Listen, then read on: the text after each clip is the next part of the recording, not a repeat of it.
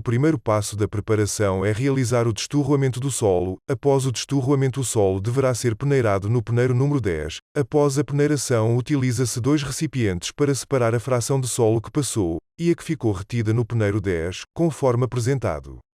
O processo de desturroamento e peneiração deve ser retido com a fração de solo que ficou retida no peneiro 10 e novamente separada nos tabuleiros. Após realizados a separação, o tabuleiro deverá ser pesados, a fim de descobrir qual a massa de material passado e retido no peneiro 10.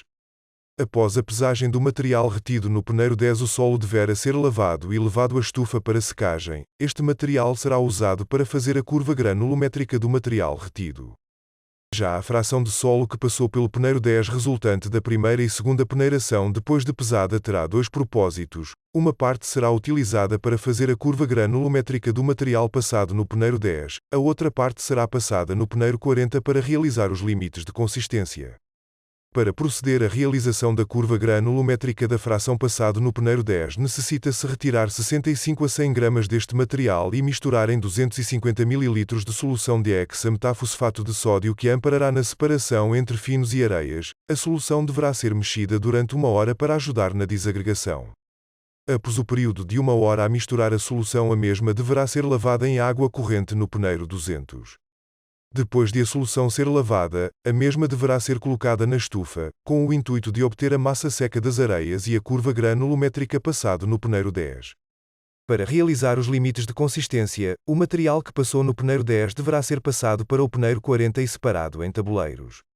Após a separação em tabuleiros diferentes, devemos colocar a fração que passou no peneiro 40 num novo recipiente. Coloca-se água destilada e mistura-se. Coloca-se a pasta misturada na concha de casa grande e nivela-se a superfície da amostra com cerca de 1 cm de espessura e risca-se a amostra. Seguidamente, conta-se o número de golpes que leva a amostra a unir as paredes em 1 cm. Quando ocorre esta união, cessa-se o ensaio e retira-se uma amostra de 10 gramas da zona em que existiu união. Este procedimento é repetido de forma a obter 4 amostras, estas servirão para determinar o teor em água.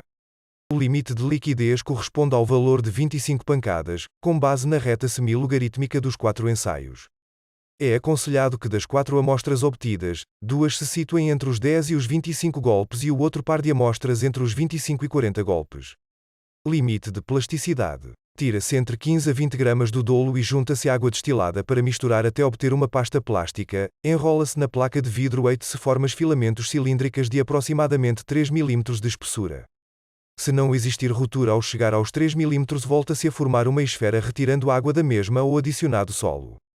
Repete-se o processo até que apareçam pequenas fissuras no filamento com cerca de 3 mm de espessura.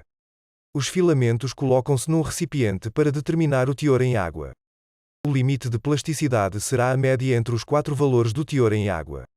O índice de plasticidade do solo será a diferença entre o limite de liquidez e o de plasticidade. Os respectivos limites correspondem a teores de água e são usados para classificar o solo para determinar a sua competência na construção de estradas com a classificação ASTO. Barragens de acordo com a classificação unificada e unificada revista. É de ressaltar que o cálculo dos limites de consistência só são aplicáveis em solos com pelo menos 30% de partículas inferiores 0,05 mm. O ensaio de sedimentação não se realizou uma vez que a percentagem de finos que constituem o solo não é superior a 50%.